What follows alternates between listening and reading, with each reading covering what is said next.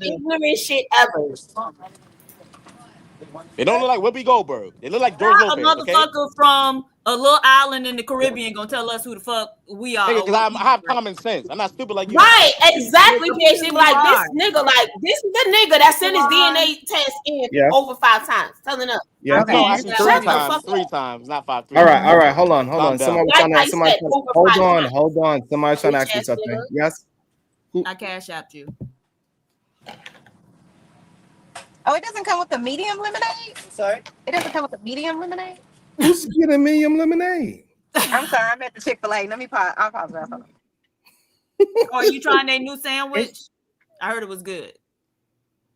It's wild as hell on this panel. I'm sorry, what y'all say to me? It is wild. All right, hold on. Let's hold on. So hold on. You eat bacon? Hold on, happy. Hold on one second. Happy, hold on 1 second. Sheesh. Reese, try to get your full thought out. Hold. God damn it, Happy. Go ahead, Reese, and try to get your full thought. So we got to just finish this conversation about this thing again. My bad. Sure, my main point is showing my What's out the taste out of your mouth? I'd like to see it try. Knew that was coming. It says, "Bye, Reese Anderson, dummy the third." Who said that? Me. So why? Thank you very much. So why this is so important is they're selling to a pharmaceutical company, and the pharmaceutical company is saying, "Hey, let's make these drugs where it works for certain people genes versus someone else that doesn't." So, well, what's wrong with that? Well, the Supreme Court, it's a lot wrong with that because the Supreme Court got involved and said, "Hey, we don't trust the pharmaceutical companies. They actually can be able to build these drugs where it actually kind of hurt black people and help other people live a lot longer." So I'm just letting you know. But people don't have to take those drugs, whatever they are. How would they know that you know what I'm saying? Like, when you say what's wrong with that, you don't see nothing wrong with that. You go to buy a drug. No. You go to buy a drug that really instead of help. Pause. I think that. Hold on, hold it. Just hold the thought. Cause I want that just full thought. Go ahead. Miss Berry White, why did you want to show this this clip?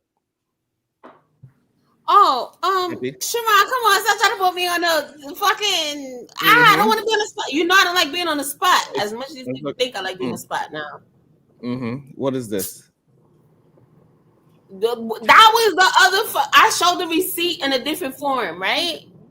That's it. That's the blackout one. That's when you send the money. It's the blackout. When you receive the money, it's the white one, like Sharon showed earlier. That's all. Oh, okay. So, and it showed the time, the date, all of that. So the blackout one is the one you send to people. I mean, right. Blackout. And that's your receipt. And the one they get is the whiteout one that Sharon showed earlier.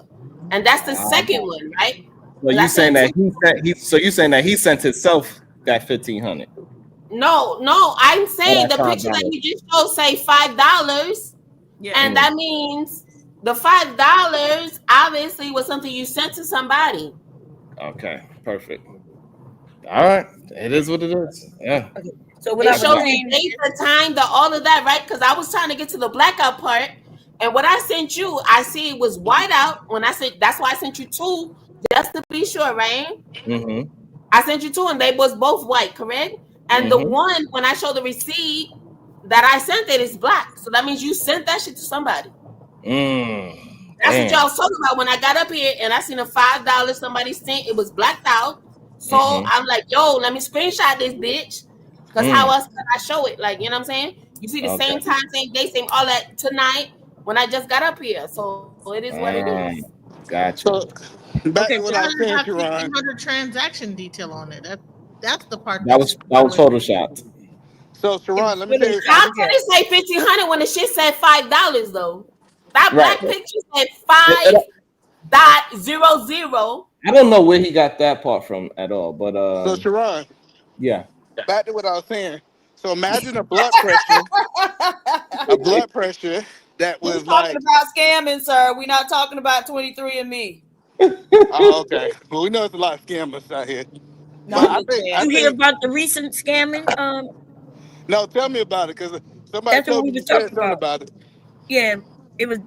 They saying Drip out here scamming, man. I ain't say that. Drip. Yeah.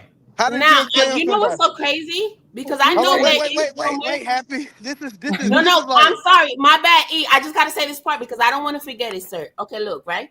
The craziest thing is, like, if you go into a different part of Cash App, I don't know exactly where it's at, but I know I've seen it before, right? Because you know what's so crazy? I know there's a part you can go to where you can see how much money from the whole time that you ever transacted, had a transaction. Payment history. Right? It's right underneath. Thank you, Bomb Chat, right there. It's a history thing, right? I know there's a part you could go to, but I don't know. I don't go to. So Yeah, I but know that's for not what he did. But it's just different. history It's is just not. different from It's the just system, not. but I It's see just right. earlier. So I don't know the situation. So that's why I just said what I clicked, and I'm like, yo, Yeah, that's because just the way. it's just not set up the way how his is You know? presented. It's just not set up the way how he presented it. So you know, it Yeah, is what it because is. his is a Photoshop. So Yeah, yeah, that's good about the cash out. You could Google that. So Bomb, what was you saying about the scammers who scam Drip? Yeah, so Drip. So somebody went and paid him $500 to knock the midget off, and to ban him, right? yeah, to ban him. Well, he don't have a And ban. He don't have a ban. Well, he had it that night. yeah.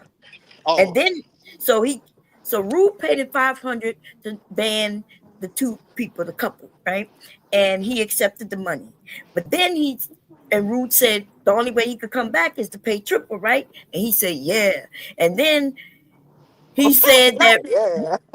And then Yeah, right. and then all of a sudden he said the midget paid the money, $1,500, but he flashed that receipt and it only said $5. But then he claimed that it said $500, right? So he photoshopped the what you call them. So Sharon already showed that part. Yeah. It does not. It says $5, even though he was telling us $500. Then at the bottom it says $1,500, which that doesn't happen in Cash App at all. Zero, right? So anyway, that's part one. We caught him there. And then the midget came back and showed his receipt. Had a different date on it, a different time on it, a different amount on it, and different everything.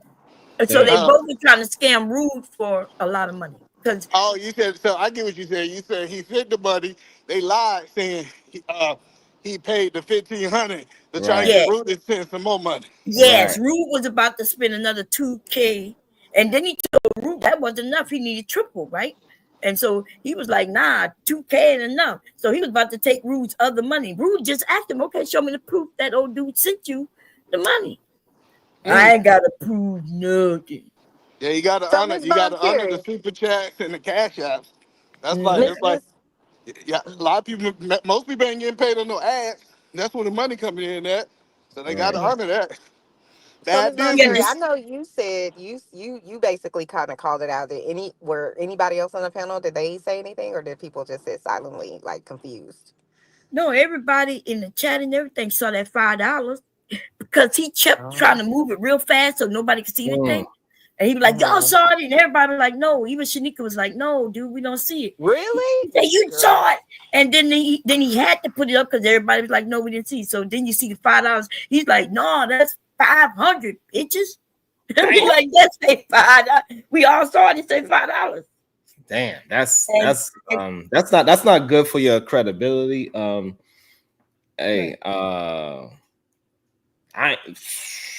Well, I think it's bad. So, like, say for example, if Sharon did it, I don't think it affect because Sharon don't stand on the line saying, you know, he only tell the truth. I think he lies sometimes, but that's just my opinion. I wouldn't hold it against Sharon. But hello. All I right, think why I bye, heard E. Drip. Thank you, Hold on, but wait. okay, all Wait right. 1 We heard second. you, sir. Hold on, Good wait night. 1 second. Drip actually stands on he's not a liar. He never lied. Oh So shit. And like I said, I don't know if he's in a situation that he lied to try to fake some paperwork. It does look bad because he said he don't lie. Matter of fact, the whole stream was about how he tell the truth. Oh my God, no way. Well, Yeah. when I started in the stream, it was about some other person, I don't know who they are, some other content creator supposedly getting caught in a lie. Like I said, I started in the middle. I don't know none of these people. That's even But worse. I was just listening, and so I was just kind of like, "Oh, okay, oh."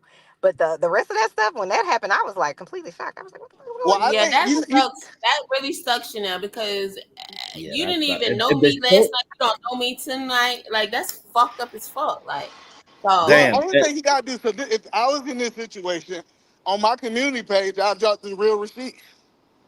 Right. That's it. Yeah, okay, but we just dropped real fucking receipts in real time tonight. No, because it could have been a mess up in real Anybody time. that has Hold on. Cash App knew that already. We didn't even need to go there for No, sure. I get what you're saying. And mind you, I don't know about wait, Edie, man. I just want to say this real quick, and this is for everybody out there, right? I just want to say this real quick because I got up here late. I didn't know what the conversation was about initially.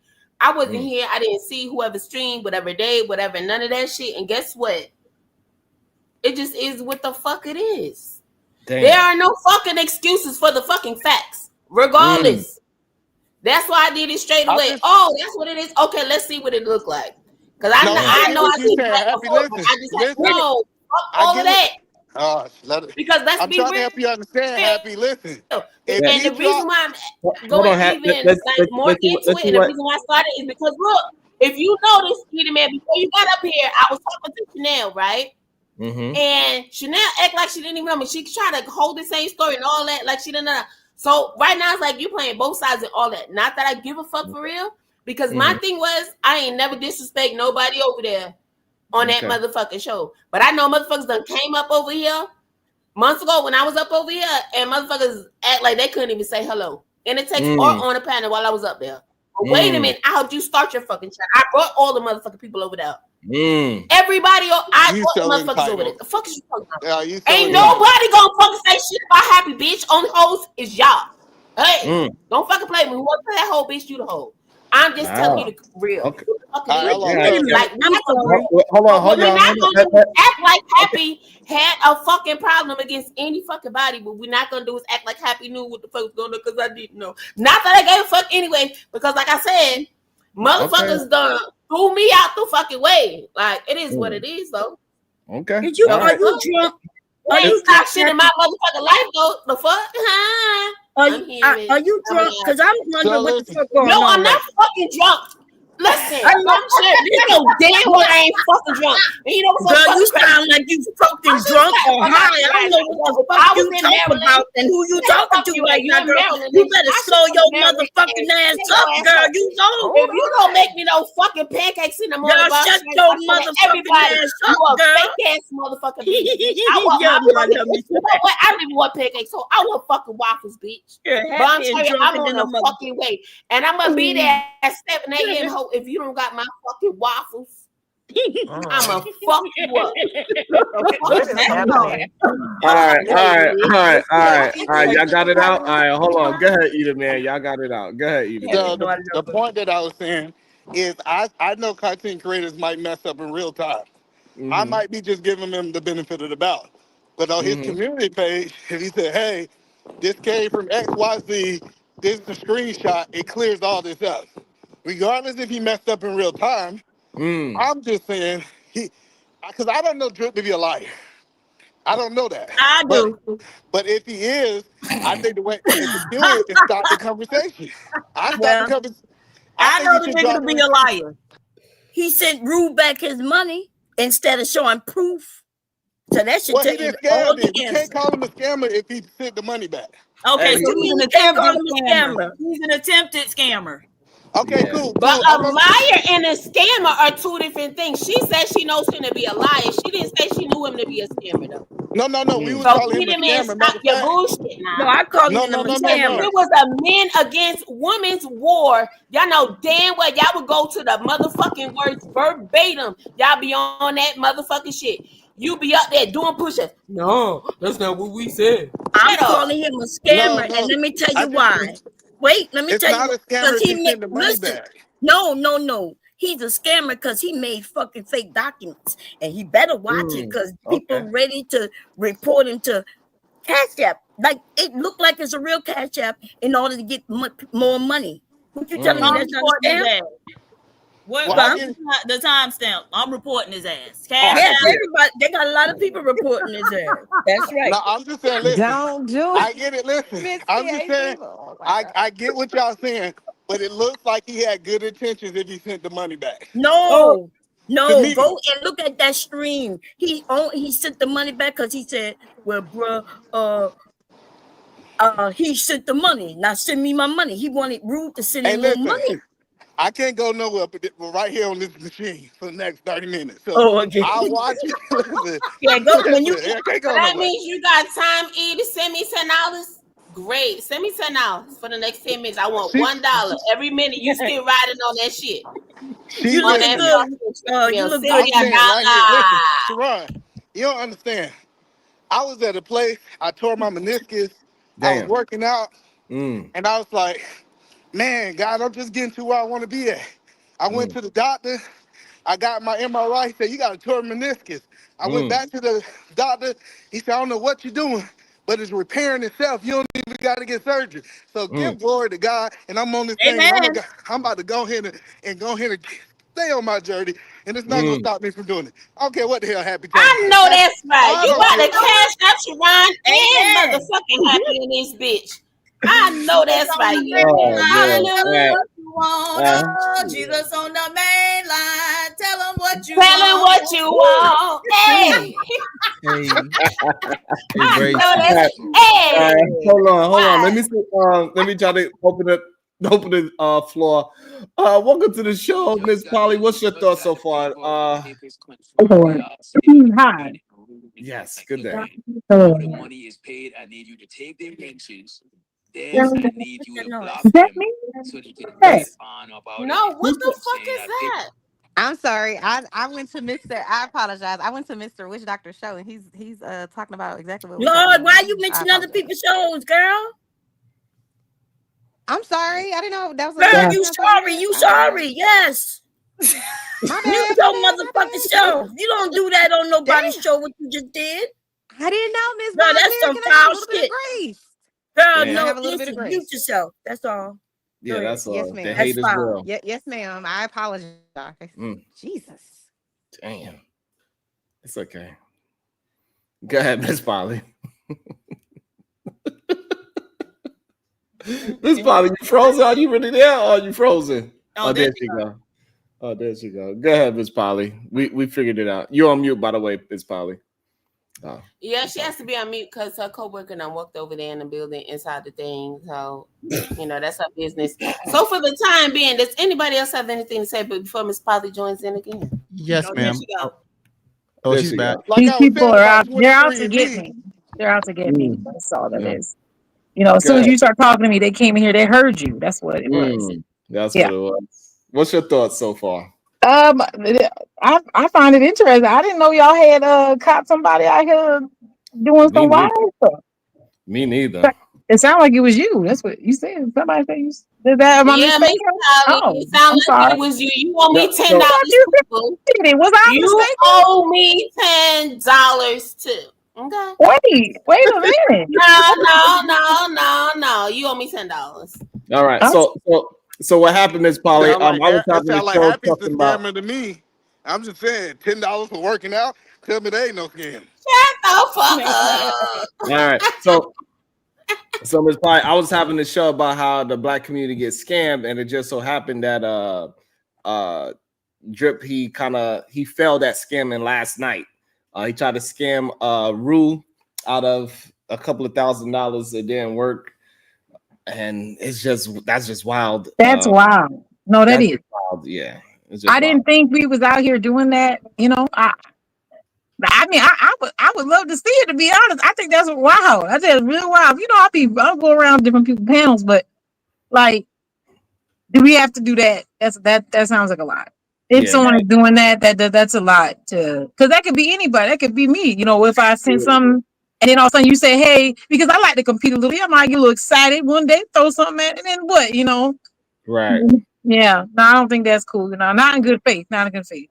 Yeah, that's messed up, especially the way how it is. I didn't watch it because I tend not to, but hey, something that foul, it's kind of hard for the sector to not talk about that. But So, What was he spending the money in for? What was it for? Was it just regular donation? It was to ban Daryl from the show forever. Oh, okay. No, because I was gonna say, Miss Polly, you've always been on a drip show, just like Chanel. That's what I'm saying. So that's what I'm saying. I support. Like I don't actually. Actually, have I? I don't mind. That's what I'm saying. But if I tell him, hey, like if I'm sending you money, if I send Sharon something or something, and then all of a sudden I find out that he's saying, hey, our goal is 26, and then he just keeps pretending that he didn't get the $26 all day. Right. And I keep trying to help him because I feel like I should, and now he didn't got to $300. It's kind of like showing like what I'm doing is not doing anything for you, and it's just like it's kind of a BS. Yeah. Like it's like a charity. Come on, like I'm giving you something. I got. See, now I get it. Now I understand. Hold on, y'all. Let the people finish their thoughts. God damn it. Go ahead. Yeah, it feels some kind of way if I think I'm giving to you. If I'm giving to you and you say our goal is 100, sometimes I'm like, hey, let me throw 5 or something like that. Right. I might even feel encouraged to throw some more. But if I'm figuring that you lying and saying the goal's not getting hit and somebody already got you there, I feel some kind of way about it. Absolutely. That's foul. So Sharon, you don't think it was good measure that he sent the money back? Yeah, I think that is a place to start, but he sent it back. What it seems like from the story that we heard, that he sent it back because he got caught.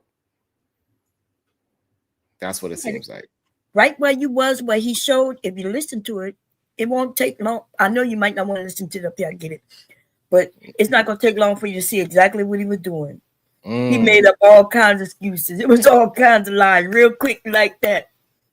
And and he sent it because he got caught. Because he kept asking Ruth, send me the money. No, that's bad. Yeah, that's bad. I mean, because I be on that show. This is the first time I heard about it. I kind of think I saw some of that part of the show. But I just feel kind of, I'm not dissing nobody. I ain't holding them count. I ain't talking shit about them. I'm saying if you guys are saying this, I'm about to look into that because that makes me feel some kind of way, if that's the truth. And I feel the same way because Baum was the one that brought it to us today. It's just that so happened I was talking about scamming, and it is what it is. But if you, it's just foul. Like we got to have some kind of trust within our community somehow, some way, right? Like you cannot be doing no foul shit like that. It's just wrong. I mean, the good thing that when he got caught, he sent it back, so that's good.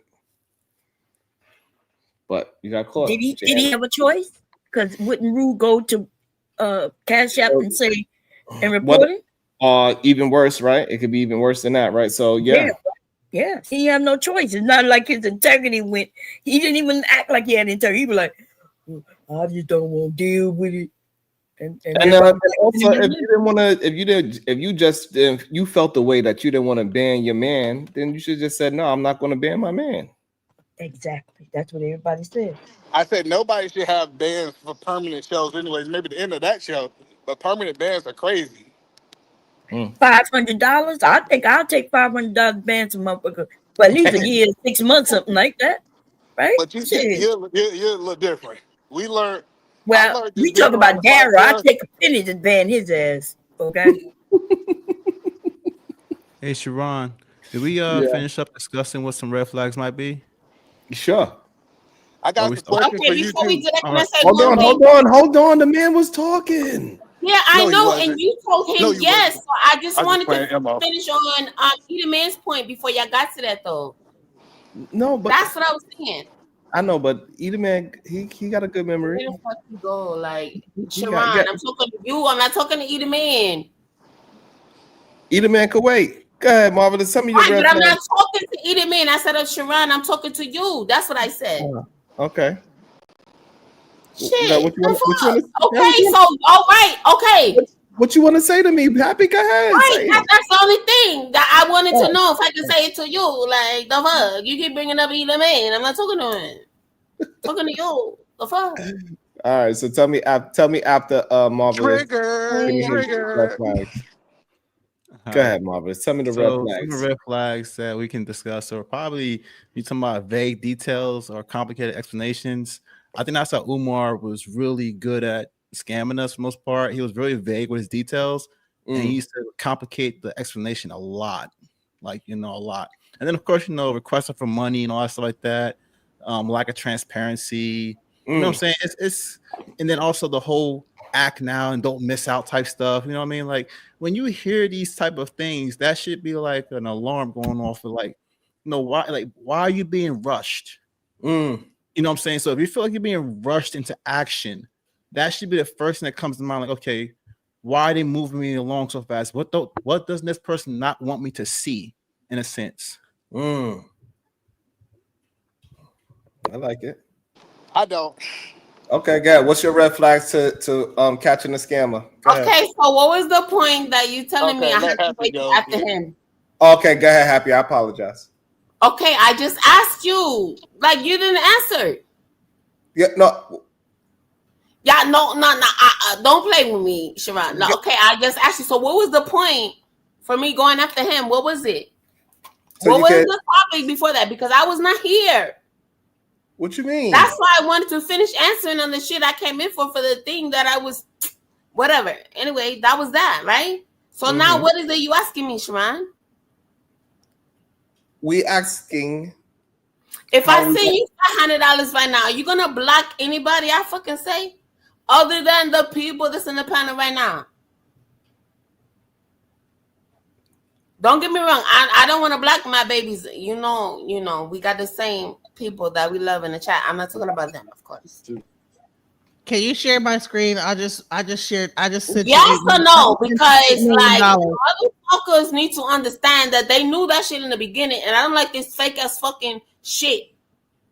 They act like it's a new atmosphere. No, bitch, summer's over. Like, the fuck out of here. What's wrong with that? It's back to business, bitch. Now, no. Don't get me wrong. No, but I want to know what it was that the topic was. You know what I mean? I want to be on the same page with you guys. I wasn't here earlier. That's it. I promise you, I love all of you. I just don't love. Let me see. Right. Can I respond now? The Reese motherfucker. I don't love you. It's either man turn. Yeah. No, either man went before. Marvelous, and it was my go after Marvelous. Thank you. All right, so what is that? What is that you want to say, Happy? What is that you want to say? I asked you the question. Yes. And you still haven't answered me. I asked you what was the question, what was the initial topic, because I wasn't here for it. That's what I asked you the question before you started. He literally asked you. Excuse you. That's the first thing I did. First of all, shut up. Because I asked him in the beginning. Okay, hold on. I just sent you $8 million. I think we should kick everybody off every panel. Yes, I love that. That will never be a fucking show with you. I love. God damn it, Happy. Hold on. I'm gonna have to mute your ass in a second, Happy. Thank you. I really appreciate that. I love this for me. God damn it. $8 million. $8 million. All the panels stop everything. Because that's what sin look like. The white background. Hello, when you send people money, it's gonna be the. And you just did that. Thank you so much. In 5 seconds. Like I did that shit in 5. We appreciate you for sending so much money. That's not true. The white background, the white background has nothing to do with it. No, it is. When you send them the money, when they receive it, it's gonna be. First, can I finish? I don't know if I can. Hold on. We're not going to argue over that anymore. We just okay. Happy. What we're going to get into now is how we can recognize the red flags, Happy. Okay. Look, so Edie Man is going to tell us how we can recognize red flags. Marvelous gave his opinion. Red flags about what? About finding a scammer. Shut up, Bum Sherry. I was not here. Thank you. And you know I was not here. The fuck's in my don't use the Lord's name. All you have to do is sit back, relax, listen. Yo, you know it's about to be Sunday, Bum Cherry. Don't fuck with me, yo. Don't use the Lord's name in vain right now. Relax. Crazy. Wait till Monday. How about that? Is it Saturday? Are y'all Hebrew Israelite? Is today the Sabbath? That's want to come at me for no fucking reason. It's not my fault that your friend Saturday, right? Tough tonight. But guess what? What's that? That's not my business. The fuck out of here with that bullshit, yo. Okay. All right. So go ahead, Edie Man. What's the red flags?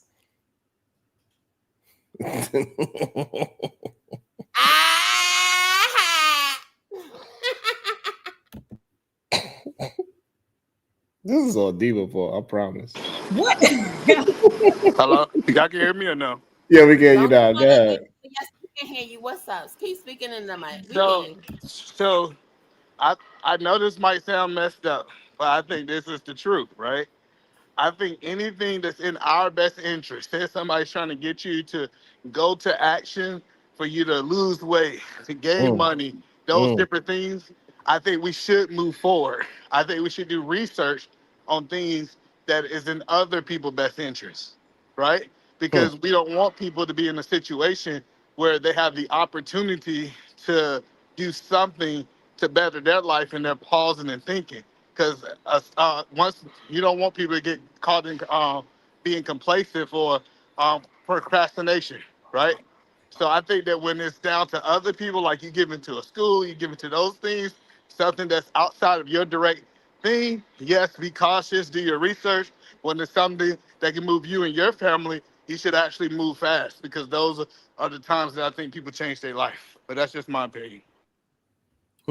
Okay, that's what's up. You know, you sounded like you was off the treadmill then and you had really time to sit and think and gather your thoughts and all of that shit. That shit is so beautiful. We thank you for your response. Happy, on the other hand, refuse to believe that it has to come down to, well, it only depends on what's better supposedly for you and your family, and too wide to make a judgment on something or another. You know, I personally feel like it's disgusting. But that's just me because maybe I'm not as huge as a businesswoman as you guys are. Maybe you guys have 5 businesses and I only have 3. So it is what it is, right? Well, I'm telling you right fucking now, if you are on YouTube, right, and you can't even tell a motherfucker that he doesn't even know DNA from play, I'm off. I'm lost. And yeah, I'm cool on you. Yeah, so the reason I Yeah, said we can't do business. Again, I wasn't done though. You were done, sir. I You thought can you talk was. after I'm me sorry. though. You can talk after me though. That would be appreciated. I appreciate you. You know, and for all the people that think the happy has a screw loose baby, good for you. I might just have to, bitch. And what you gonna do about it? At least I make sense. You know, at least I'm thinking about the future. At the end of the day, I'm not thinking about myself. I'm thinking about the future, baby. And that's all. Thank you very much. I appreciate you. So, and Sharon, the reason I'm giving this tape is because the most skeptical people I know are the brokest people, right? And that seems like you. And that's what I was trying to fucking tell your ass. But I didn't want to be disrespectful because it's like, yo, how the fuck you got all this and all that going on with your life, but then you get somebody on YouTube and it's like you can't get over a motherfucker. You just such an LOM or AKA RIM motherfucker. Like you don't know, you can't see your shit from your motherfucking feet, nigga. You just gotta This got to be her 5th drink. What is going on?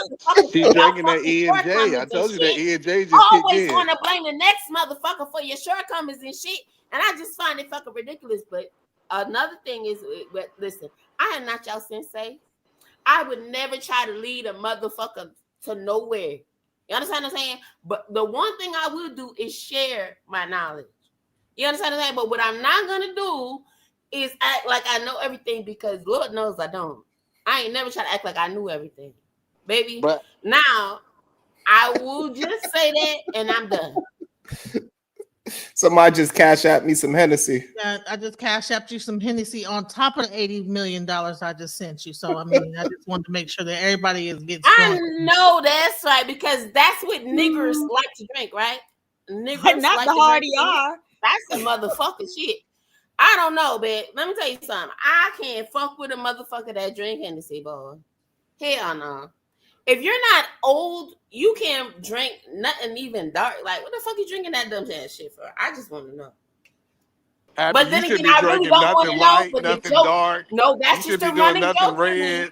I just want to know if you're drinking, keep it on the low. Wait a minute. Please don't let it show because, baby, there is no way I can take your ass if you're fucking drinking, bitch. For what? Absolutely fucking not. Hey Sharon, we had the revelation for the men yesterday. Now we need the women to have the revelation for the women. This is crazy. Somebody got to hold this accountable. Oh, this is crazy. Hoes mad. Hoes mad. Hoes mad. It's Hold not on. anyone's Happy? fault that they're drinking, Happy? but when they Happy? are ready to stop, Happy. I'm pretty sure they will. God damn it. Happy. Thank you. Oh, Yes. Thank you. But do you believe that, Sharon, the most skeptical people are the brokest people? Happy, what's going on? You don't want nobody else to talk? baby, I want everybody to talk. I want everybody to talk, but what I don't want you to do is cut them off when they talking that shit. When they think they make a joke, because best to believe, listen, Sharon, I know it's about to be only 11:30, but if they think they're gonna carry this into the Have a good next night, brother. day, it's I'm not gonna let her gonna talk, happen. man. I'll talk to Baby, you I next don't give time. a fuck what All part right, of the brother. country you are in, ho. Baby, I will be in the next day before you. I guarantee you that. But if you got shit to talk, baby, I just need to let you know that I'm not the one. Like, absolutely not, ho. Damn, Bomb got a clear shot. Lord, Try have mercy. again, Marasaka. I'm not the one. Happy, did you have a drink today? Absolutely not. And you know what's so funny?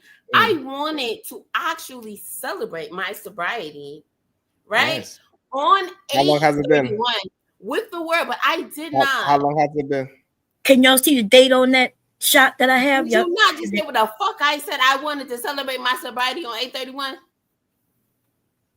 Can you see it? It started with an M, right? Damn, that's in March. Here you go. Yep. You know, there's 2 months with an M.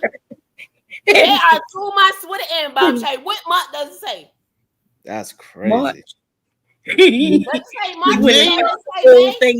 All right. Happy, you gotta. If you're not happy, you just saying words at this moment. No, I'm not just saying words. I asked her, was it March or May? I asked her what month was the end. The fuck is you talking about? I'm just saying words. Baby, I need to know where it says. All that shit is buried the fuck out. You didn't. What about edibles? What about edibles? What if it's not like alcohol, but it's edibles? I know you did. The fuck What about edibles? Happy, you just know. You ain't gonna try to blame Happy for you and Drip bullshit, nigga, please. Because you ain't give a fuck when Drip was over here disrespecting me. Stop the bullshit. Sir, we're not going out. Absolutely fucking not. Does that say May or March? We don't want Kratom. No, Bob Terry. You sent that shit to Sharon to put up. Hold on, Happy. You're just saying stuff, Happy. Nah. Hold on, please. Absolutely, I hold. Thank you. Bomb, you sent that shit to Sharon and you still don't know. God damn it, Happy.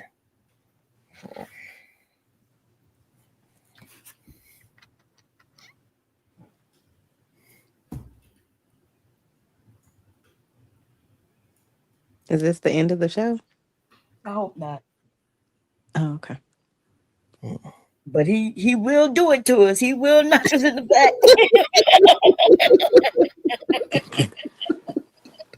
Can I please ask one question of Supreme Goddess, PhD? Oh no.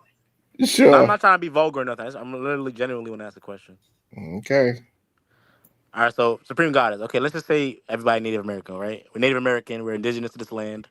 Where did they come? Who's we? You're Jamaican. Okay, what? All right. There's no we in this. But then don't y'all say we was indigenous to Jamaica? Don't y'all say that? No, we don't give a fuck about Jamaica. So It don't nobody matter. said The fact anything that it don't about matter if you don't give a Jamaica. fuck or not. It don't Right, matter no, if you so give a fuck or not. nobody's talking about Jamaica. So we haven't said anything about Jamaica. All right, so all right, whatever. I'm gonna go along with your ignorance, but whatever. All right, so we're talking about African Americans. We're talking about FBAs, right? Whatever. I'm gonna go along with it. Okay. So let's just say y'all indigenous to the United States, whatever. Where did y'all come from before you came to the United States? The same place everybody came from. No, I'm saying, but y'all had to have an origin. Like, where did y'all come from? Different people came from different spots. Some people got like brought over here from the Caribbean. Some people got brought straight from Africa. No. Hold on. We was asking me. So why you talking? Yeah. I don't know. Damn. You know what? Let on, because I feel like it. God damn it! What the fuck? Yeah, I want PhD with the answer. You can let them. You know, I had a moment where I actually yes to that shit. What the fuck is wrong with me? Hold on now. Right, but again, if somebody's directing the question to somebody else, why would you just? Yeah, Genesis. I want her to answer this. I want her to answer this. I genuinely want to know. I want to learn. You know. So where did y'all come from before y'all came to the United States? We from the soil. No, really. Where? That's my He answer. really want to Don't give gotcha me no question vague answer you. like that, It's Goddess. just Where not did it gonna actually work. come from? Oh shit. From the soil. Okay, so basically, so they say the Mongoloid Native Americans. They say they came from the Bering Strait, Mm-hmm. right? So did y'all also come from the Bering Strait when they came? No, we was already here. So y'all just sprouted out from the ground like flowers. Yeah, the way everybody did, right? Oh no. How did the Asian peoples get in Asia? We're They not they talking traveled. about They Asian traveled. Did they people. did they sprout walked. out from the ground? No, Or they did they? Go walked. ask them, Chanel. When the Huh? Africans left Africa, Where did they they go? populated the rest of the world, Okay, so Oh, where including did they okay. go? including Asia. So where'd they go? Oh. The Native Americans that came into the United No, States, no, no, South no, no, America. no, no. Okay, so when did the people leave Africa and populate the rest of the world? That was probably 100, 200,000 years ago. Okay, and so then when did they make it to Asia? And when did they lose all When their melanin? they made it to Asia, Because maybe we still got melanin between 300 million years later. But go wait, ahead. they made it to Asia between 50 and 100,000 years ago. Okay, So and why what's aren't your they source for melanated this? like us? Okay, Excuse go me? ahead, Chanel. You have a conversation with them. No. Why are Well, they yeah, not I was trying melanated to like really. us if they came from us? And she really going. She really continuing. Wait. No, because when Oh, you I'm go to sorry. certain, when you I go didn't to know she certain, was being facetious. wait. I didn't know. Hold up. I'm sorry, Miss Diva. I didn't know. Bum Cherry. No, go Don't ahead. Go ahead. stop her now. Jesus You didn't want to Christ. stop. When you go to certain areas, you adapt to the climate. So when they went to cold areas like Asia and Europe, they lost the melanin because it wasn't enough. There wasn't enough So why do I UV. have melanin? I Wait. wasn't around then. There wasn't a lot of UV rays, so their Mhm. skin didn't Who intake told a you lot of these the UV. lies? Oh my God, bro. Shit. We got melanin.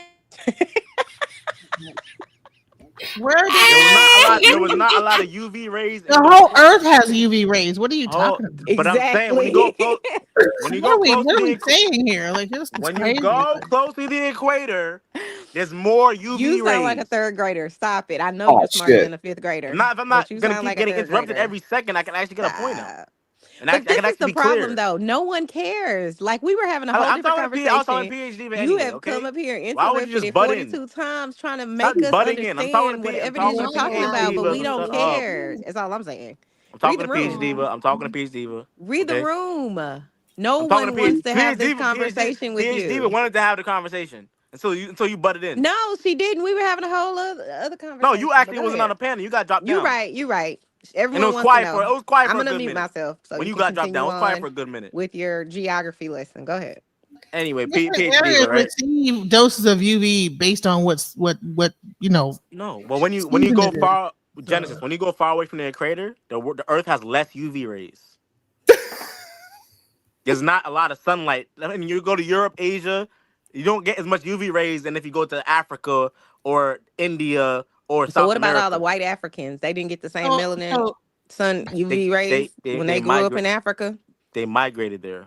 No. I'm talking about the white people that's there right now. They 5 generations been there. White people, they didn't get no melanin. Damn. If you're They talking was about next to the equator too. How if you you're explain talking, that? They turn black my God, because the UV rays. They have not, morphed into like black no, people. it takes you thousands of years for your actual DNA to change. Thousands Right. of years, not 500 So we've years, been not over here 400 for years. hundreds of years. Our DNA, our brown skin is still brown. And guess Exactly. So what? it takes you And guess literally what? thousands My of sister-in-law, she's light bright close away, and so is my mother-in-law. So what does that mean? But my husband is brown like me. So what does that mean? We all grew up in here in America. So they Yeah, didn't but get their UV rays. but you're Where talking did it about come from? Why they not brown like me? Since they all in America. Wait. Before we further the conversation, because we're not being real here, we're not being genuine. Let's stop the Right, because bullshit. no one here cares. is genetics. There's no one here studying genetics. It's not worth having a conversation. Let's No stop one it. Let's cares. stop it. Full stop. Oh my God, people are just not yo. How you know if anybody studied genetics up here? Oh, get them. They were talking reckless, and I kind of understand a little bit of science. I'm not in it, but I understand that they weren't using none of the words that I heard actual genetics use. So I was like, stop, please just stop. So like what We don't care. That's the problem. We No, wanted you to don't we care. wanted You to don't have care an because you want to say intellectual I'm conversation saying that you guys about are speaking genetics. very emotionally right now. You guys Listen, don't really know. love. You're speaking If- on third wave we knowledge, but you wanted, don't really know where the hear what knowledge I'm is coming saying from. though. Hear what I'm saying. if we really truly wanted to have an intellectual conversation about DNA, about geography, about, you know, our past and our history and our ancestors, then I'm sure everybody on this panel is qualified to have a conversation about that. What he's lacking is no one gives a shit. We They really care because truly they want to don't. have the conversation. You We don't really care. truly don't. Even he's talking to No, Miss they was PhD having a Diva and she's conversation earlier, so entertaining obviously they him. care. But I don't really think she No, cares. no, She no, because came when up here, he Osa's came on, up here and she oh, immediately Well, how called you him know dumb what and she no, want to stupid. no, do? no, no, no, because PhD with all this Osa, I promotion. don't know. You're not All I gonna know cut is yo, that yo, he this ninja said girl, off. when he yo, I came up swear to You're here, God, cutting he bro, this off girl is immediately so called everybody him else. annoying. dumb, I but get it. I You don't didn't think want she to cut him cares. off when This girl's so annoying, bro. right now, he Well, was talking about in happy, America, but the you're not UV gonna rays cut are that nigga heavier. off when he's talking to the rest of the women on here. Exactly. Really, Thank Sharon? you. Cut that bitch off. The UV rays are heavier Cut in Antarctica than they are in him Africa during off, certain seasons because the ozone layer No, is they don't thinner. get when you go to So certain places in the places nigga. north. turn darker when you Your go to nigga Antarctica. is gone. Oh my god, Fuck. bro. See, when a nigga like Osa's on here, Osa's passive. You're not like me. I'm a challenge stuff. Osa's very passive. What the He So hell? help me Osa accepts understand stuff. this. Even if you say So, misinformation, Osa just accepts it, smiles and accepts it. I don't. I push back with facts. but this is the thing, we don't care. Yeah, but so you know how to try to have an intellectual debate? Yeah, you can, but we was talking about something else. You came up here, you interrupted our whole ass conversation, and then you mad because we don't care. We don't care. That's No, but all. I'm talking to PhD Diva right now. She All actually right, wanted to have a carry conversation. on, carry on. I She apologize. agreed Go to have the ahead. conversation. Go ahead. I asked her, I said, where did y'all come from before you came to the United States? And she said, oh, we sprouted out of the ground. Come on, you gotta give me more than that. Come on now. Are you serious? well anyway that Actually, you tells you said something. that. You said She literally said that. We sprouted out the ground. I'm like, what, Well, like daisies? actually, Like if you what? go into She scientific said we came from theory, the back, I they'll think. say that there was like some kind of like amoeba that like turned into a fish that Yeah, but then that you into talking a about during technically I mean, if you go by like evolution, it probably could say that. talking about before the dinosaurs. Like, come on, are you serious? I know you're not. You're joking. You're joking right now. You're not. You're I not feel like serious. you're a smart person. I just I don't know all understand why y'all. you Most of can't y'all let went it to go. college. Y'all have this level intelligence. I I know don't that understand why you can't let it go. If you that's believe in evolution, that's absurd. That's actually absurd. What's absurd? Can For y'all you to please say, "Oh, we just let sprouted out the PhD ground." answer or not answer? Hold on, let me No, hold on, Happy. when Hold Happy on, get cut up for that dumbass nigga. hold on. She's drunk, It right? said, hold on, I got a cash app. It said, stop interrupting my strong black sister, PhD Diva. She's talking to Happy because she's the only one interrupting, not me. Goddamn. No, bitch, your mammy, ho. That's She's what I'm trying speaking to through you, bitch. You and your Is she mammy drunk? been gone, ho. Is she drunk or Outta just on here, crack? bitch. Which one? Is it No, crack or is she nigga, drunk? the only one speaking over your mammy is you, bitch. I think it's your drunk ass. And also, it says, thanks always. Thank you so much. I appreciate you. So now we are. Fuck is you talking about, nigga? That was to that nigga. The fuck is you talking about, bitch?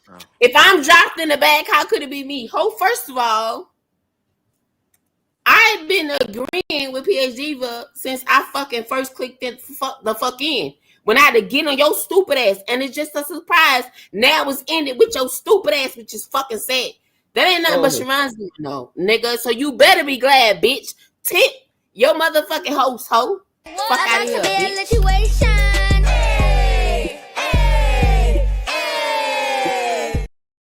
Let's go. We hit our goal. Shout out to thank you so much. It says peace with the $12. Thank you so much. So we actually got past. Oh my god. So we actually got past the goal. Thank y'all so much. I really appreciate it. All right, awesome. And that's why your mammy still ain't there, bitch. That's why you still mad, ho. The fuck is you talking about? Nah, the nigga said can't argue with drunk people. Okay. No, I said drunk retards. Oh my! Don't say that word. Nice. No, we're not in the 90s. To be more specific. All right, but don't use that word. Thank you. Oh, so now the chat is back open. Thanks to all the support. I really appreciate y'all. Thank y'all so much. Now y'all can talk y'all shit. God damn it. He went back to the 90s with that one, that little word. Yeah, it's like the 90s, ain't it? PhD, but you have no other explanation. Just I cannot talk my shit if you keep pulling me in. Oh my god, he's obsessed with you, Miss. Pulling me in the back for the next nigga is not allowing me to talk the fucking facts. I was done with that. You're not PhD. I'm gonna let you wait a little bit longer because we want to have we still do want to have some more of a conversation. Yeah, it's peaceful when she's not on the panel. You notice that, right? It's very peaceful. Are we when still she's not on the talking panel. about scamming, or we just moved the conversation forward? No, I want a legitimate answer for PhD. and DNA. And no, it's not even about that. I just want a legitimate answer for PhD. Where did y'all come from? Y'all didn't just sprout out the ground. Come on now. I was gonna say, Anderson, to be fair, No, you she want can to give catch the her answer in the some back. sort of Like, gotcha question. you type to her, That's what she'll you give you wanna an do. answer in the back. Honestly, Yeah, just No, have but I that wanted to talk conversation. like how she was edifying the people earlier. Edify the people now. Sir, the rest of us was having a conversation that you won't let us have because you want to talk about DNA. Do you not understand that? No, because she has somebody that is going to push But back. we I'm not are on a Osa. panel. Do y'all think scamming is in Nigerians' DNA? You know they got that Nigerian Prince scam going on. That I come with the Nigerian facts. I come Prince with the scam. information. You know I'm that not Osa. DNA like passed down. I'm not Osa. Sir, why can't you allow us to have the conversation that we would like to have? Because she gave misinformation I don't know why unimpeded you earlier. asking that. We could just talk. Fuck him. So I just want to have a conversation. I'm here now. I wasn't here earlier, but now I'm here. He asked PhD a question. She was answering, and then people started to interrupt. Yes, right. exactly. Now, Thank you, Bomb. I don't know why PhD Thank was you. handling this shit. I'm not handling it very well. Y'all drive me crazy. We can have a peaceful conversation and just talk. PhD, you want to say You right. something? So please say something. Please. Talk like adults. Peaceful conversation. Simple. No, I'm gonna let them have it. They seem to need to be heard more than I do. So y'all go ahead. I want to answer from you, PhD. That's all Nigga, he was trying to answer you, but can you shut the fuck up and let the ladies handle this? Okay, thank you. Now, anybody else think they PhD besides PhD? Because she being good and nice, okay? I don't know what the fuck happened wrong with Happy. She drunk, okay? But she not here right now. PhD, go ahead, sis. No, I'm good. Y'all go ahead. Oh, okay, she good now. Now she good. Okay. So we're gonna get back on our wait. Anyway, let me give the panel back to the host himself. What we talking about, Sharon? Because they getting on my fucking nerve. I'm sorry.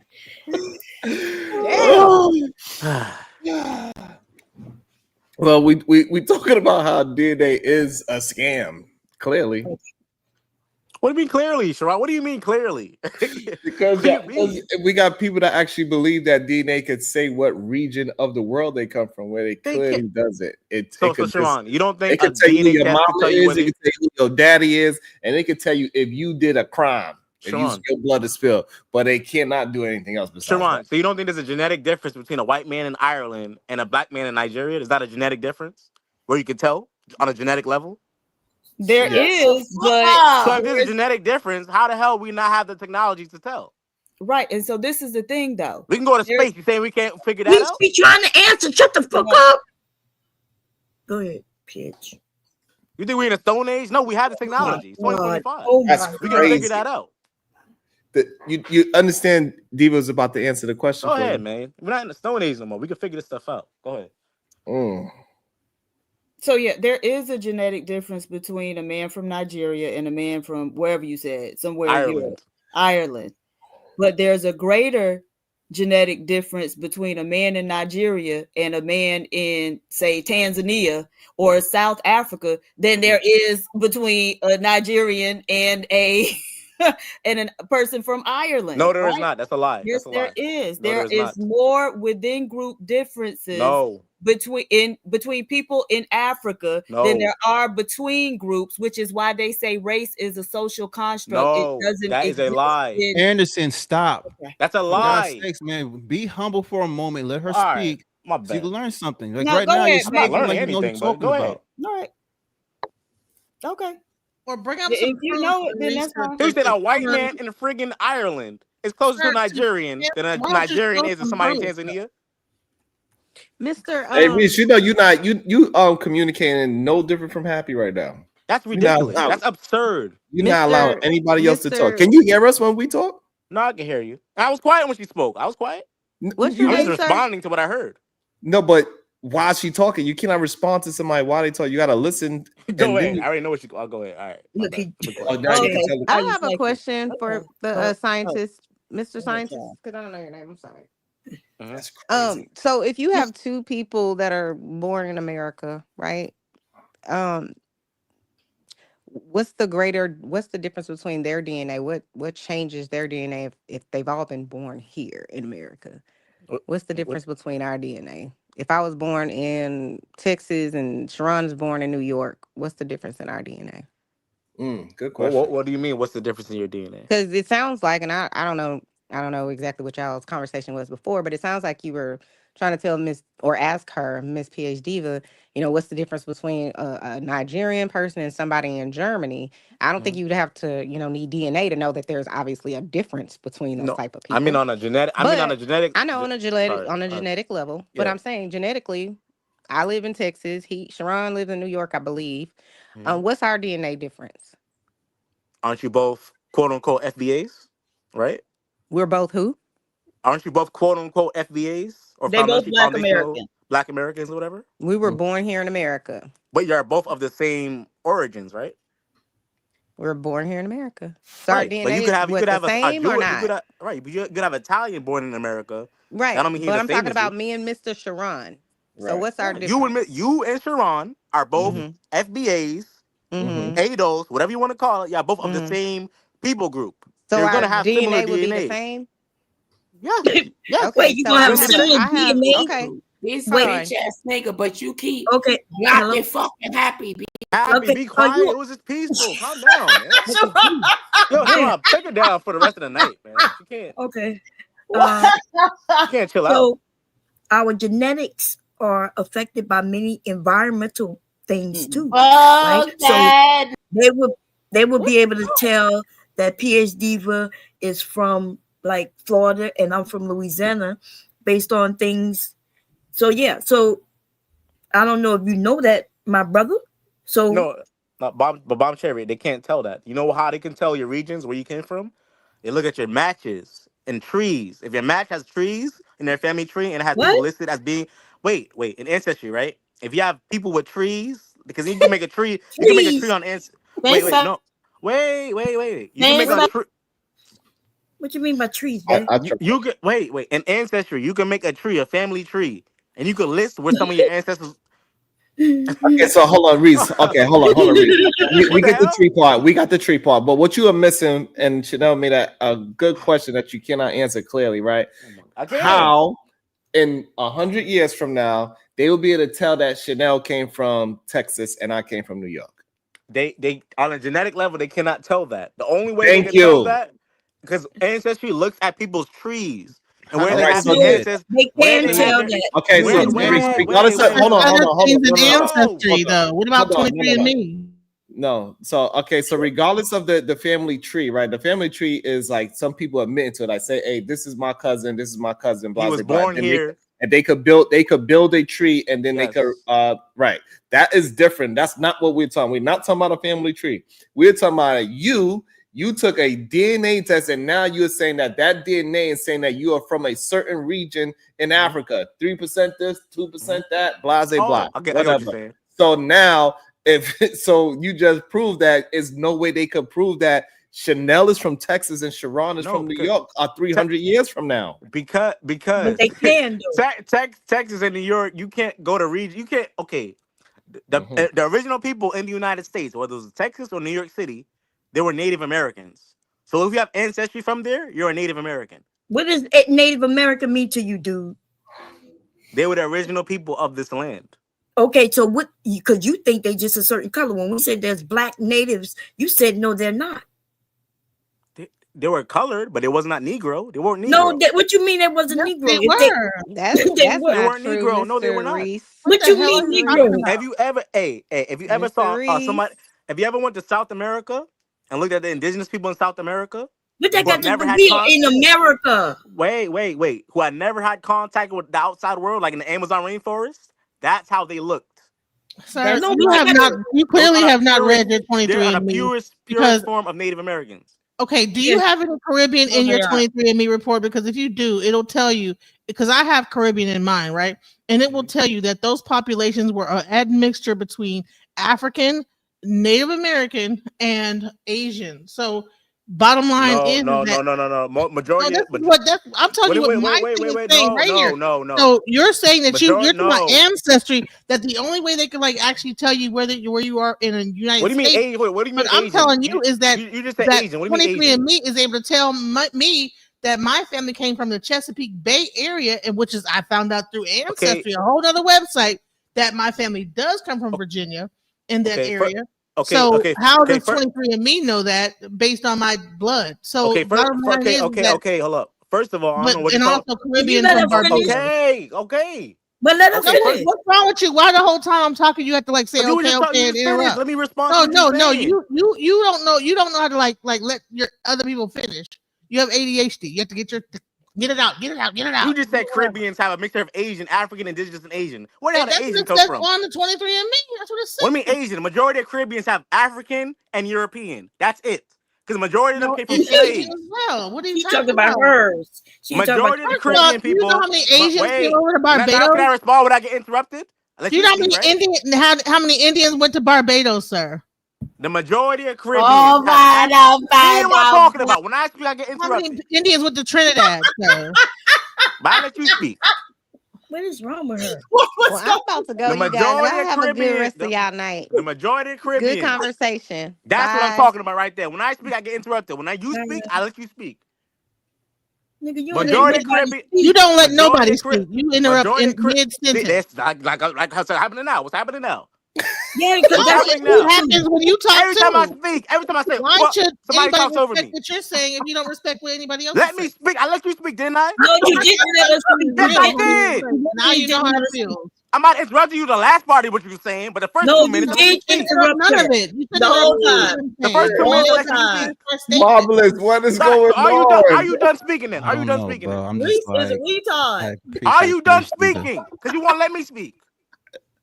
You won't let nobody else. If you want to speak, go ahead and speak. Go ahead and speak, and I won't interrupt you. You don't know what you're talking about, sir. Go ahead and speak. I won't interrupt you. You're I want to take turn to speak. saying that the DNA is based off of people making family trees when clearly DNA is based off blood. What the fuck are you talking about? Okay, now let me. You done? Are you done? Can I respond now? No, she was still talking, but you asking if she done. Finished. No, she didn't say. Listen. It was a period. She said that in the period. Period don't mean that you're I gotta done. respond. No, niggas are adults. They don't know how to have conversations. These are adults. This nigga are you adults or what? You know they have this thing called it's called mind. What's it called? Something mind. So you keep. I'm letting you speak for 10 it's freaking an minutes. herb. It's similar to Adderall. It's called. I think it's called Miracle Mind. Mind. You're gonna interrupt my ass anyway. Adderall to cure things like hyper, like ADHD and things like that. If you are you done speaking? Are you done speaking? Or you want me to respond? Combine that with the Adderall, and it will really help you. Bombshell, stop giving me a little ad lib. Are you done speaking? Or you want me to respond? I know you ain't telling me to stop. You keep ad libbing. You're making it worse. Stop ad libbing. Okay, well, shut the fuck up then. Are you done speaking or you want me to respond? I'm asking you. Niggas are adults. They don't have to have conversations. Hold on. All right, hold on. I got a cash app. Hold on, Reese. It says PhD Diva. Freaking conversations. It's just fucking annoying, man. PhD Diva. Stop being on pan with the uneducated. Damn. Most of these niggas went to college too. That's the sad part. Most of these niggas went to college. I think he was talking about you, but yeah. You don't got to be smart to go to college. I see. He said uneducated. He didn't say smart. Are you done, Genesis? Lord have mercy. I'm done. Yeah, go ahead, child. You just want to just talk. Oh, okay. You said Asian. Majority of Caribbeans have African and European. They came from Africa, and the slaves got intermixed with a lot of the European slave owners. That's the majority of the Caribbean. That's what is my DNA. And you can't. There's no. Most Caribbeans are not indigenous to the Caribbean. They came from Africa. The Caribbeans died out. They got killed off. They got wiped out from disease. Same thing in North America, in the United States. Most of the Native Americans did not last. They got killed, or disease. They got killed by disease. So most of these niggas saying they're Native American, they don't have a drop of Native American blood in them. So your DNA cannot tell you, oh, you're from Texas, you're from New York. Because those people that are originally from there are Native American. You're not Native American. It's going to say you're from Africa with probably some European DNA. That's what it's going to say. That's what it's going to say.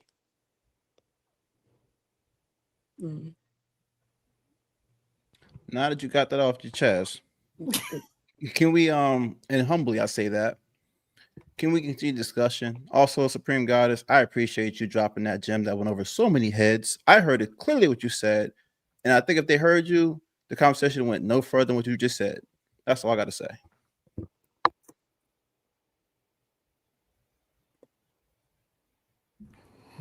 I like it. Hey, can she repeat what she said? Because I didn't hear you. There's too much going on. Yeah, because you started talking over me. So no, I'm not repeating it. So I just want to, because maybe I'll ask PhD, but maybe she'll answer me. But isn't DNA, it carries your genetics, right?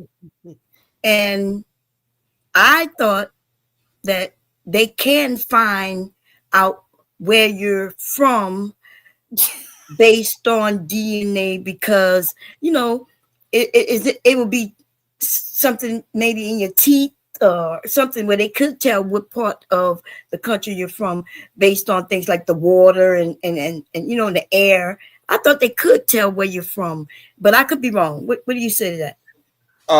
That somebody said that they swabbed the lizard and they said that lizard was part Nigerian. It had this like the same exact list that Reese had. It was like the same one. I was also going to say, when it comes to where Bomb Jerry, the where is always going to be very difficult to say, but I would say at least you could determine your genetics from your adaptations. What you mean? So what's difficult? We talk about geneticists, the people who do this testing. So why, when you say it's difficult, you must mean it's difficult for you. What the hell? No. When I say difficult, I'm talking about when I say it's difficult to pinpoint where is what I'm talking about. The where is kind of like you were saying earlier about the Texas thing and Jersey and whatever place is like. How can you say specifically where at what time? Right. You can say that certain mutations occur in these regions and we can trace back to here, but then who's to say that person who had the mutation originally didn't migrate somewhere else? Right. That's what I'm saying. So where, okay. So I'm glad you said it. So you say you can tell, and if you can tell, then they've been there. If they can tell. The problem, but the ending part, the migration part, is what kills the whole argument, because anybody can migrate to anywhere, and so therefore they cannot say, yeah, you are from this place, because your people could have migrated there, so you're not necessarily from that place. They have reference panels, references. You know how to do that? Right, they can't do that. That's what we're trying to tell your ass. Right, but you know how to do that? They go to Nigeria. They say, who has the longest lineage here? They go to a tribe, some remote tribe in Nigeria. They test their DNA, and they use their DNA as a reference panel. So people in North America, the Caribbean, South America, if they take tests and it matches them tribal people in Nigeria, then we can say, okay, your DNA looks more closely to these people. You're 37% that. That's how they do it. They have a reference panel. And what about the other 63%? Can you be 63%? No. So does that also mean you 63% chance that you are not 63% of your DNA is from somewhere else? No.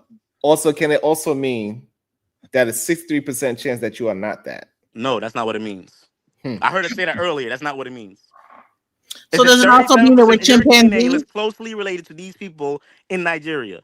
But you also have 63% of your DNA that is closely related to people other places in the world, on Earth. Whether it's Europe, whether it's Ghana, whether it's Cameroon, whatever. But only 37% of your DNA is closely related to these people. That's in Nigeria. That's what that means. I'll poke a hole, just one hole in your center, right? You have me and my sister, right? Same parents, right? But we'll have different sequences in our DNA. Right. Like basically, one's gonna have more possibly European traits than the other. Right. Do you understand? Well, wait. But I'm trying to tell you, like, that's just within my generation when you break down just me and my sister alone. You know what I'm saying? Like, if you were to spread out the 12 kids, you know what I'm saying? You're going to get different sequences. And then you look at your parents. So I'm trying to tell you the accuracy is not there. It's just best to go off your own personal mutations. You can at least look at that. No, because like say I take a DNA test and says I'm 12% European. I have a sister that takes it and she's 15% European. So I get that. I'm trying to say, if you had a sibling, right? You have the same parents. Do you think, with your logic, that it would come up to being the same results? Or be different? No. Yes, there's also gonna no, because you don't inherit the same amount of DNA from each parent equally. So wait, so hold on to that. Now I'm glad you said that. But it's gonna be in the same range. You get what I'm saying? No. 12% is not that different from 15%. It's a 3% difference. You get what I'm saying? Shit. It's gonna be in the same ballpark. I'd rather have a 15% return than a 12% return any day. You're not gonna have one 12%. You're not gonna have a sibling who's 12% European and a sibling who's 40% European. You're never gonna see that if they have the same parents. Wait. So I have a question. If they have the same parents, you're not gonna see that. I have a question. So what is the breakdown of how much of us are, rhesus, monkey, chimpanzee, macaque, and ape? Damn. What? What else? Donkey, horse. Because DNA also can genetically. We're tied to all these things. The tree. Mm-hmm. You know what I'm saying? You talking about you lost me at tree. Species evolution. Charles Darwin. Hey, the tree part, I ain't hugging no tree. Oh my God. I mean, to me, I'm like, okay. That So night, Mom. how many are we? So how close are we? Like, do they have the breakdown of what monkey we came from too? No, with they missing links and all that stuff like that. You came from a monkey? Well, a monkey, ape, and this chimpanzee. is what they say. They say us and other primates like chimps, gorillas, we share a common ancestor. So we didn't come from them. They said that we shared a common ancestor from them, but we branched off. That's what they say. We didn't actually come from them. Well, you do know when Shaq goes to the zoo, the gorillas go crazy. They said 99.9% chimpanzee. What's up, cuz? We're like close. We're like 99. We're closer to a chimpanzee than we are probably to an African, because they say 99.9% chimpanzee. 98, and they no, say 29% West African. So which they're one not talking about you talking about two different. Wow, exactly, it's two different DNAs. Two different type of DNA. So your DNA is more related to a monkey than another black person. Than to another human being, right? I'm being facetious, Bomb Cherry. Come on. Yeah, it's not. You know what? I don't know. I know a Sarcastic. lot of people that in the military look more like the chimpanzees than we do. I don't know. Maybe there's some truth to that. The military? Yeah, maybe there's some truth. You know the military don't have nothing to do with That's why they. I know what I'm gonna do. That's why y'all believe. That's why y'all believe. That's why I asked PhD, because I DNA has a lot of sequences. There's a lot of things they could determine. Lots. And so some of y'all talking about one thing, and then there's other parts. So yeah. So yes, so I didn't take the DNA. Better than the dick you I have a cousin who took the DNA test. Girl, girl, you just acting like a motherfucking fool. What's going on? You got like this not drop cute. It down, Sharon. Drop it down. Anyway, so on my grandmother's side of the family, somebody took the DNA. Because I ain't giving them no $100 when it says for entertainment purposes. Okay. You've been and they directed my family to a tribe in Africa. Now, do I believe that? No, I don't know a certain type of people. Last chance. You goofy than a motherfucker tonight.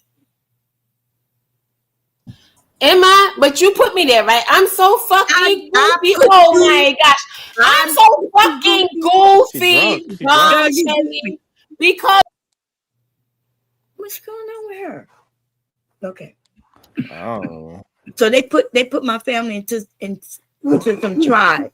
And to be honest, it's not like I'm going to Africa and say, I'm here, family. I don't know, you know what I'm saying?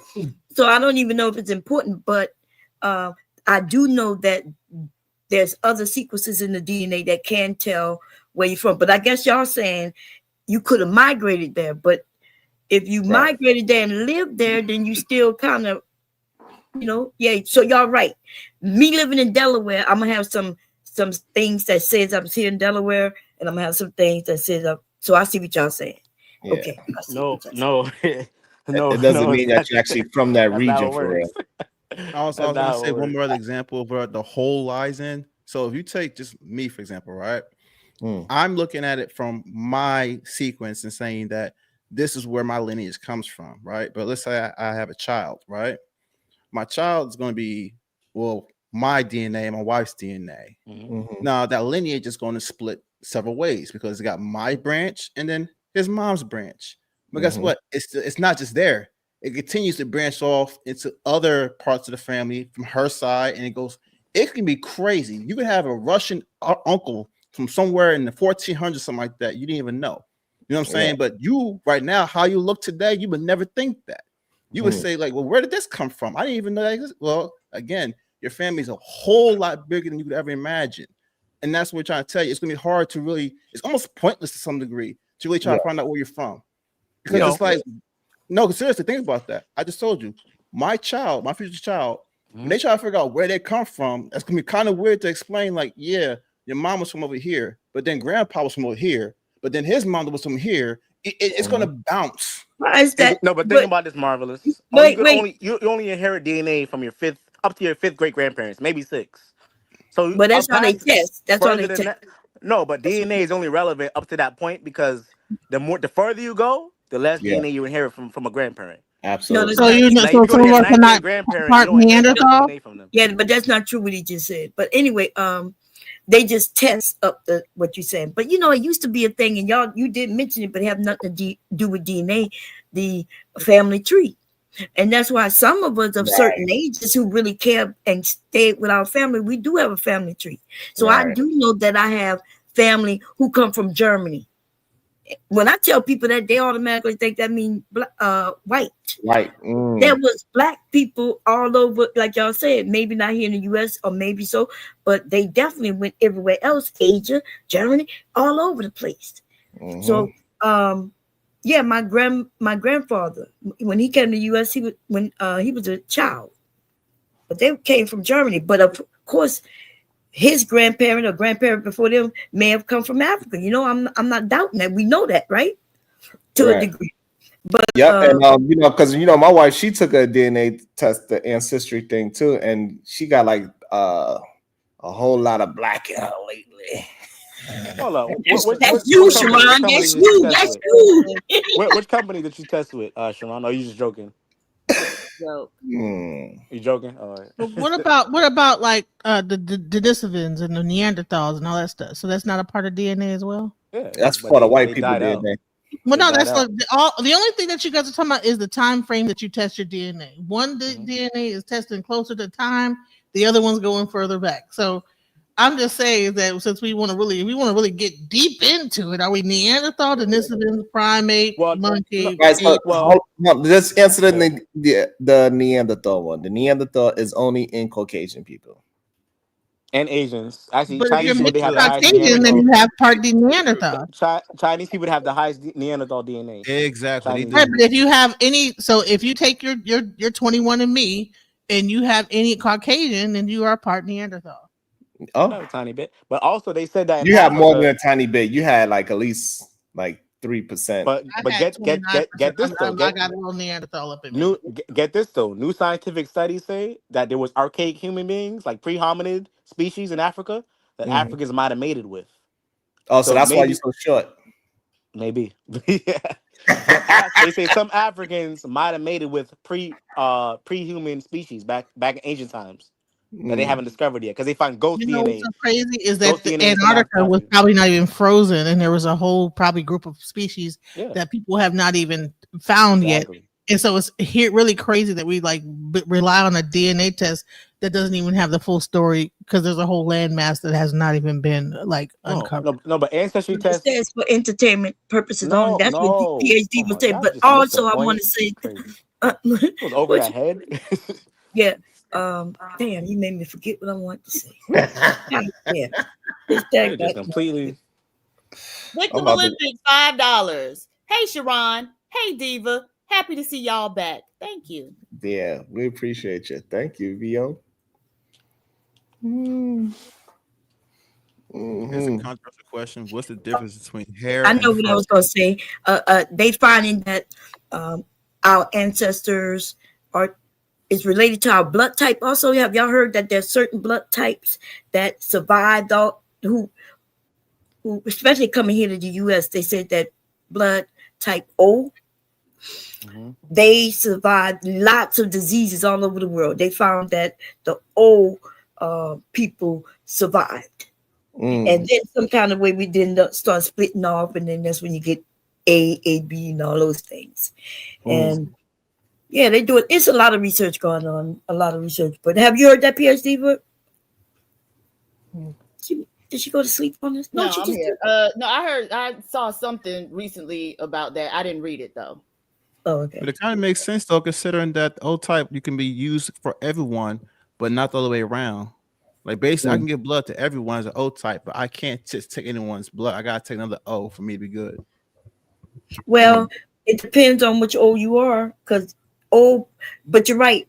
O can give blood to almost everybody, except if you O positive, like myself. I cannot give blood to O negative. O negative give to everybody. They can give it to O positive. Yeah, that's me. So you O negative? Yes, ma'am. Oh, that's not nothing to be happy about, because I know it isn't. That's what I said. I can give blood to everyone, but I can't give. I'm the gift that gives to everyone, but I'm just the one person that's received from my own type. That is it. That's right. So you should be storing your own blood every chance you get, because you can only give blood to one, from another O negative, or O negative, which means you limited on your blood supply if you need it, and so it's dangerous for y'all. Damn. Speaking of blood, you guys, like the hospital draws a lot of blood, and they don't be needing to be drawing all that damn blood whenever they do a damn blood test. So y'all need to speak up if you see them like getting like 12 vials of blood to test you for anything. Y'all need to speak up. Don't just let them keep drawing. Y'all so scared about taking DNA tests. You better go to them hospitals because they got a whole bunch of your DNA. No, I'm trying to tell you is that like you go to the hospital, I got a cold, and then they just like, all right, they got 15 vials of blood. Like, well, we just gotta keep drawing, and then you be just. You know how many people die from blood? You know how many people like actually die from them drawing so much blood? They don't draw that much blood like that for no cold unless you like. No, I'm not. I'm being sarcastic. I'm just telling you. I know you are, but too much blood. Every 5 minutes. You know how many elderly people die from them just keep drawing blood from them? Nobody dies from them just drawing blood. There's a whole study about it. Okay, and so they sick that I can bring it up. I can bring it up. The people die because they die from too much blood being drawn. They keep drawing blood. Even when y'all know this, you know our blood replaces itself, girl. What are you talking about? First, listen. If they draw it over, when I was in the hospital when COVID was out, just like they you was drew my blood every fucking 2 hours. Come on, now. And it didn't kill somebody. And it didn't kill you. But you don't know everything. You don't know all the answers, Sway. I know, but I need the answers to the fuck you saying. No, that's not right, ma'am. They be drawing people died because they overtook their blood. Y'all hear this? There was some vampire ass sucking blood from the elderly and killed them. Do you know America is the largest supplier of blood to the whole world? Plasma and blood. Are you kidding me? Crazy. Bomb said, but did you die? Well, no, I have low iron. No, I have low iron. I gotta take iron supplements, and them drew so much goddamn blood. Y'all understand? I don't know why you arguing with me, Bomb Cherry. You can get sick any of these days. Go to one of these hospitals, and they gonna draw all type of blood out your goddamn body. You donating to a goddamn plasma clinic. They only took one blood to be drawn, but no goddamn. They don't need to draw that much blood to test your blood. They just took one tube of blood, y'all. Okay, well, you are delusional, ma'am. Oh, I don't know what they took. took. The number one killer, honestly, is dehydration. Drink your water. That's not right, Sharon. That's a fact. Mm-hmm. Hey, I know you look like you about to put us in the bag, and you never warn us. So I'm gonna say good night to everybody in the chat every time. I know the signs, baby. I know the signs. I love you, Sharon. And Brownsville came up, but he ain't saying nothing earlier. So I love you, Brownsville, and everybody in the chat. I love y'all. Have a good weekend. And Marvelous, I hope you feel better, baby. Look, you a handsome brother. Okay, you gotta be more like you a handsome brother. Aren't you married? Be proud of who you are, my brother. Be proud. Nothing wrong with being a little stupid sometimes. Okay. I'm joking. I think you overthink things, but that's not too bad. Just do your thing, my brother. You're doing good. Okay. Okay. Love y'all all. Bye-bye. Love you too. All right. What is this? So listen, yes, hospitals. I just want to just this is more awareness for people. If you ever end up in the hospital and you find them drawing a lot of blood, be very careful because yes, they can through routine, repetitive laboratory tests. Let me tell you, I have high blood pressure, right? Girl, when did it say they died? What did it say they died? Will you stop it, Bum? I'm trying to create awareness and you being stupid. But did you die? Well, I almost did. I was in ICU. That's because you got high. I had to get a blood transfusion because they was drawing so much blood, y'all. I need a blood transfusion. Man, y'all don't even know. Come on now. Okay, then. All right. I'm trying to create awareness. Whatever. All right. Just let them kill your ass. Fuck Goddamn. We not unhealthy. Oh, honey, I was having a baby. You said you got high blood pressure. Baby No, or not. Like that's no. I was having. Listen, I'm trying not to go off. I had preeclampsia. I had preeclampsia, ma'am. Yeah, that's high blood pressure. Okay, so that happens when people have kids sometimes, ma'am. Yeah, but you're generally just not healthy. That's why it happens. Okay, well, who gives a bitch? Who knows? I don't even know who you are. You're just a fucking pea on the fucking screen. What the fuck do you look like? You don't know how unhealthy you are, bitch. All I'm saying is this ain't about what you got to say, ma'am. I'm trying to help. I'm trying to help people out. I'm a size 2 hoe. Okay, well, all right. So you know every goddamn thing. I'm trying to talk about what could happen in the hospital. And your crazy ass want to say something. You ain't saying shit the whole time, and now you want to argue with me.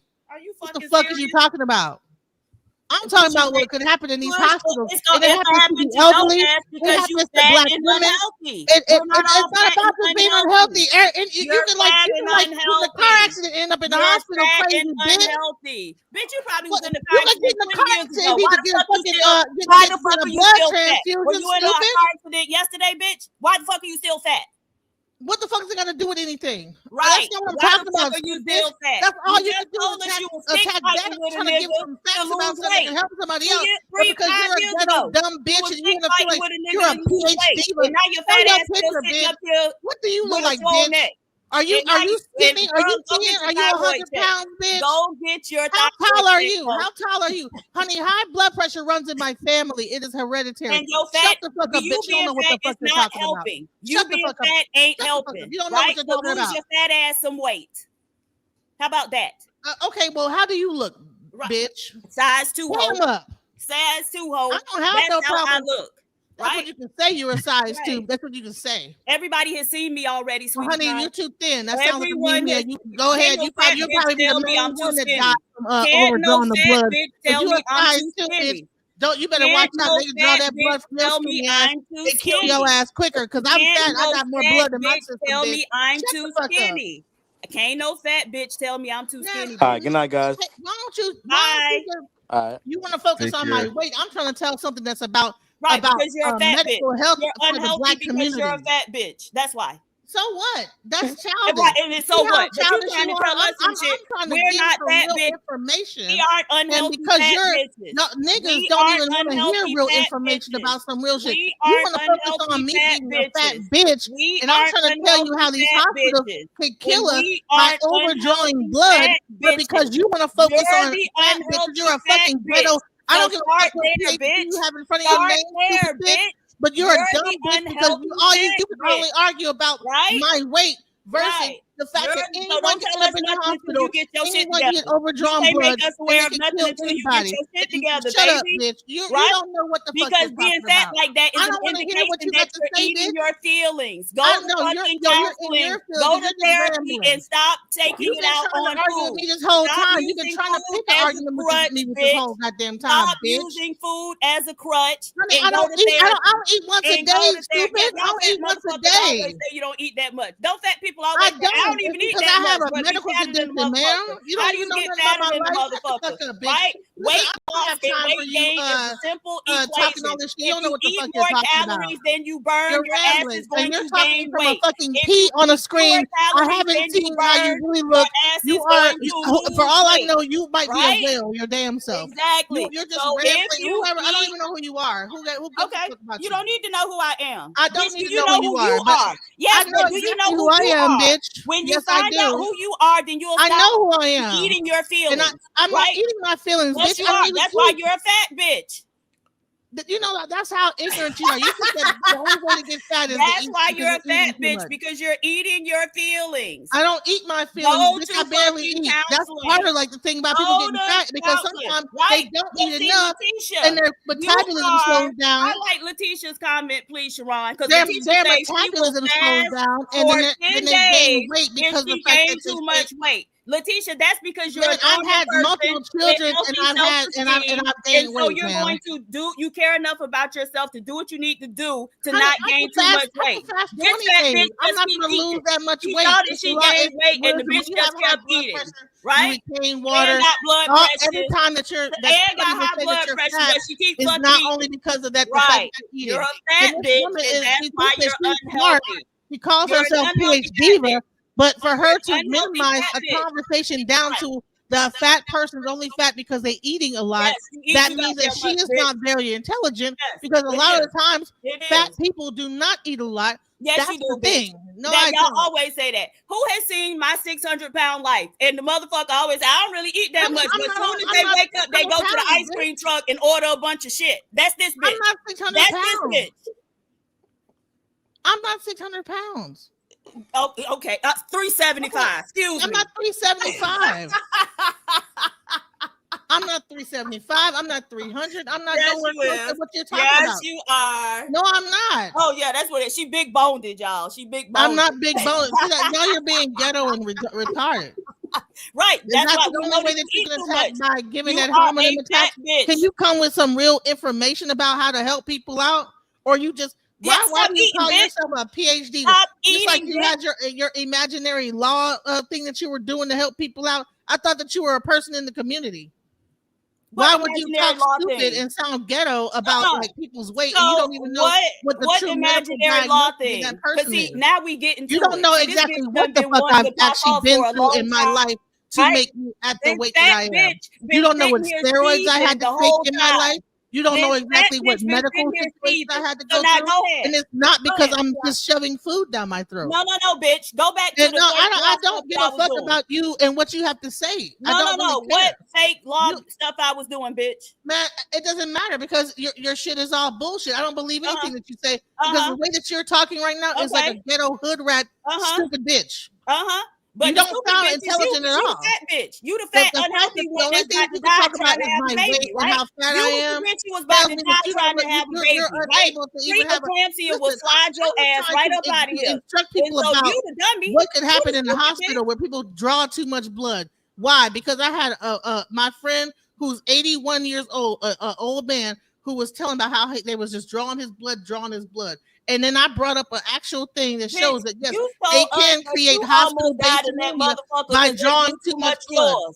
And I started to tell my anecdotal story about my life, about me being in the hospital with COVID after I had a baby, and how they were just continuously drawing blood. But because if you want to make it about somebody being fat and this, that, and the other, and unhealthy, right? Because all you can do is and do. So why was there chicken grease? But you're like missing the entire point of what the point I was trying to actually do to actually help people, to let them know to watch out for something. And you want to make it a very minuscule monkey argument. You want to talk about like on an ape level of stuff. That's why I brought up the apes and the monkeys and all that stuff, because you're coming from a monkey type of a mind frame, monkey brain. Well, your nose the one that looks more like a monkey nose than mine. Your shit is the one that's all over your face, not mine. So you look more like a monkey than I do, bitch. Get out of your monkey brain. Right. Okay, well, stop having like a brain nose, and like a little bit save deeper some than air just, for us to breathe. We want to breathe too, bitch. Why everybody got to suffocate when they get around you, ho? Save some for us. Fat bitch. You want to breathe up all the air, eat up all the food. Bitch, can we have some shit?